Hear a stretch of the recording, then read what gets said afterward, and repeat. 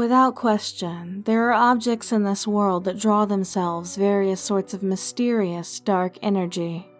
For whatever reasons, unexplained forces, spirits, entities, or curses are said to gravitate towards these items, surrounding them with an ominous quality beyond our ability to explain or understand.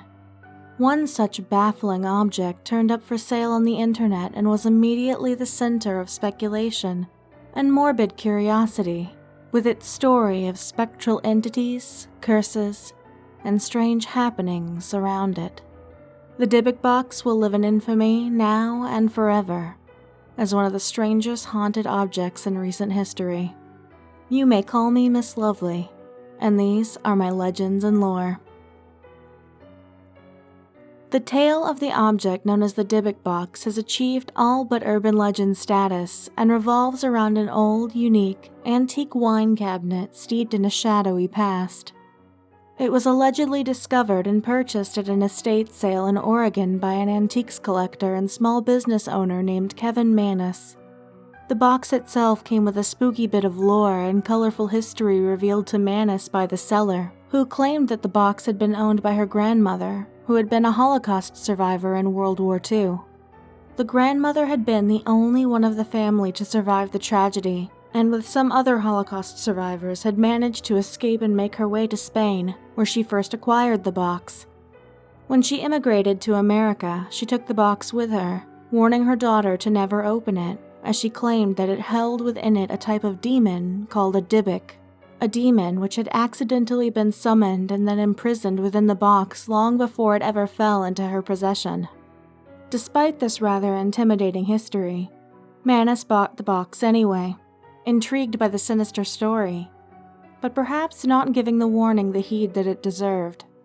Soon, he would realize that there was perhaps more to the ominous fable than he had imagined. Sometime later, upon returning home, Mannis disregarded the warning not to open the cabinet and found that it contained an eclectic mix of odd items, including a wine goblet, a small granite slab with the Hebrew word shalom etched into it, a dried rosebud, a candlestick, 2 pennies from the 1920s, and perhaps strangest of all, 2 locks of human hair bound by thinly wrapped cords. Not long after opening the box, in fact on the very same day, strange things began to happen. It began with an incident where Mannis left his shop to run a simple errand and returned to find the shop in disarray, almost as if a recent burglary had occurred in his brief absence. However, to his dismay, nothing had been stolen. A terrified clerk at the shop also said that she had seen light bulbs smashing by themselves, and had heard what sounded like a disembodied voice cursing under their breath.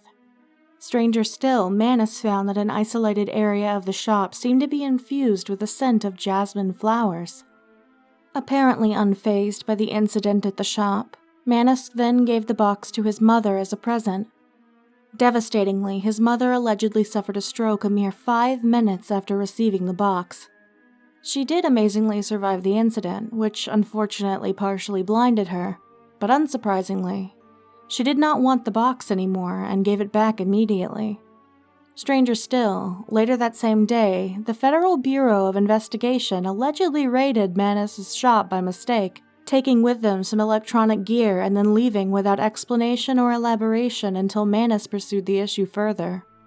Soon after, the box was given to Mannis's sister, but she soon complained that there was some inexplicable feeling of dread surrounding it and claimed that it would open on its own when no one was around. She also began to speak of having reoccurring nightmares involving a scary old woman, and she soon gave the box back after only a few days. The box passed then to his brother and sister-in-law, who claimed that the box smelled like cat urine. Strangely, her husband thought it smelled like jasmine.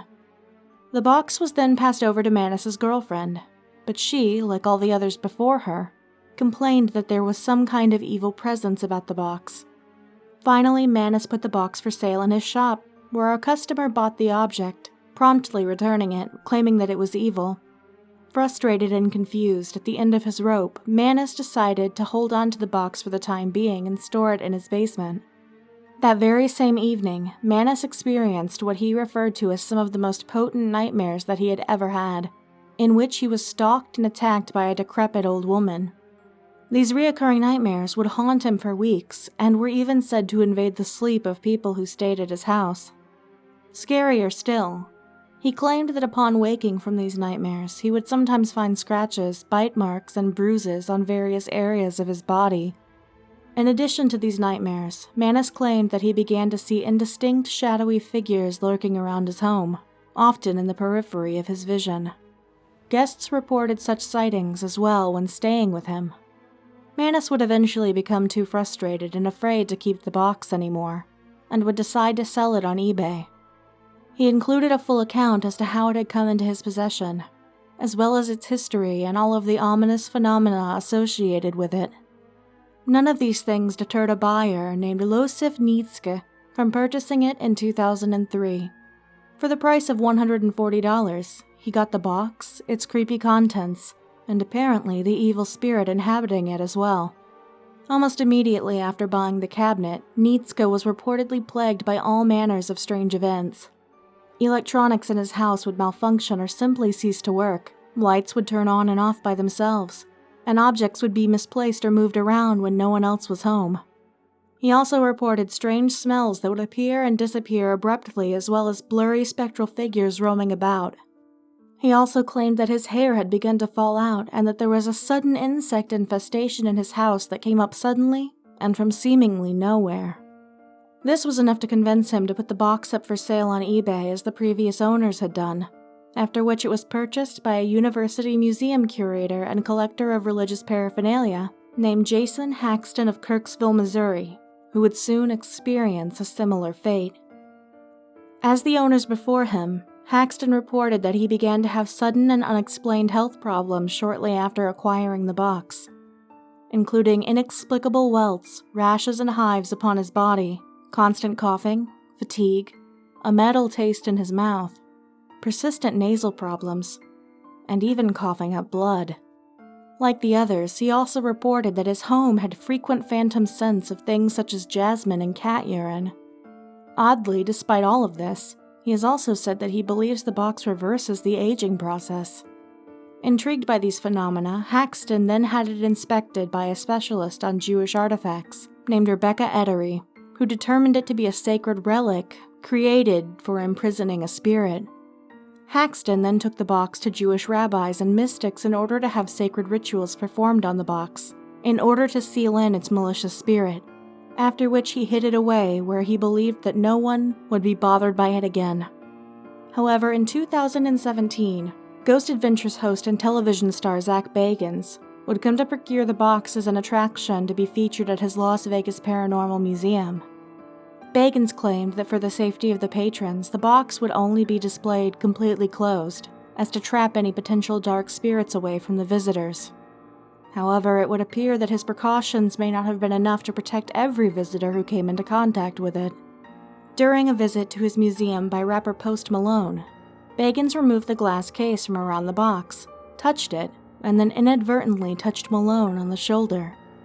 Shortly after this indirect contact with the box occurred, Malone was involved in an emergency landing in his private jet, involved in a devastating car accident, and was nearly the victim of an armed robbery which was only narrowly avoided due to a mistaken identity.